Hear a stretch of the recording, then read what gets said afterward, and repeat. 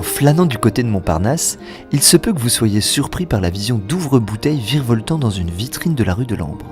Des tire-bouchons qui résonnent au son de la musique qui s'échappe souvent de cette cave, tenue par un passionné qui ne se destinait pourtant pas à cette carrière. J'étais économiste, j'ai beaucoup travaillé aux États-Unis, un peu à Londres, et puis j'en ai eu marre et j'avais mes passions qui commençaient à prendre le dessus. Ma première passion, par ordre chronologique, c'était la musique, puisque j'ai fait 1 an et demi dans l'édition musicale. Je me suis dit, j'ai toujours aimé le vin, un certain type de vin, les vins plutôt en biodynamie, les vins naturels. Et je me suis lancé donc dans une aventure qui mélangeait les deux, à la fois le vin naturel et la musique classique. D'où le nom mi-fugue, mi-raisin. Pour celui qui a assisté au balbutiement des vins biologiques à la fin des années 80, il était évident à l'ouverture de son établissement en 2006 que sa sélection se porterait sur des vins de ce courant.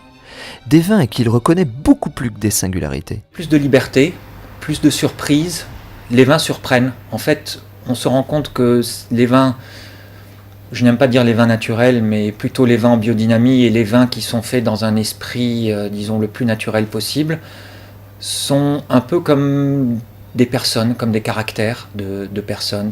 Ils ont plusieurs facettes, ils ont des caractères selon l'époque de l'année, selon le vieillissement du vin, selon la pression atmosphérique.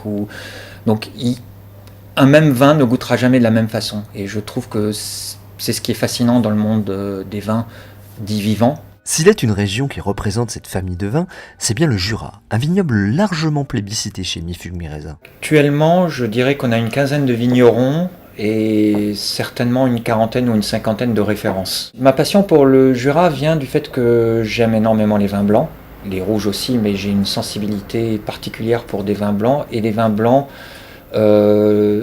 disons avec une vivacité, une minéralité qui exprime surtout la pureté. Ça fait maintenant 10 ans que nous développons le Jura parce qu'il y a de plus en plus de jeunes qui s'implantent et qui valorisent ce terroir exceptionnel. Parmi ceux-là, il en est un sur qui Serge Ganem fonde beaucoup d'espoir. Je pense à un jeune notamment qui s'appelle Julien Maréchal, qui est installé à Pupillin, qui est un village qui est associé, qui est juste à côté d'Arbois, donc à 2 km d'Arbois, et qui fait partie de l'appellation Arbois qui a été élargie à Arbois-Pupillin. Et Julien Maréchal donc, a repris le domaine de ses parents, et maintenant donc, le domaine de la Borde fait des vins de plus en plus précis, de plus en plus élégants. Et je pensais notamment à sa cuvée de Poulsard. En règle générale, c'est un vin avec énormément de fruits et beaucoup d'élégance. Et je trouve que c'est une cuvée emblématique de Julien Maréchal. C'est une cuvée sans sulfite ajouté. Et Julien est quelqu'un qui est passionné par tous les problèmes, les questions de terroir, de géologie.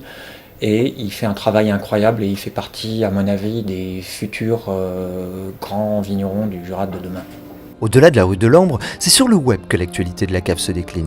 Serge y anime avec la même exigence le blog de Mi-Fugue Mi-Raisin, celui d'un professionnel du vin plus que jamais amateur.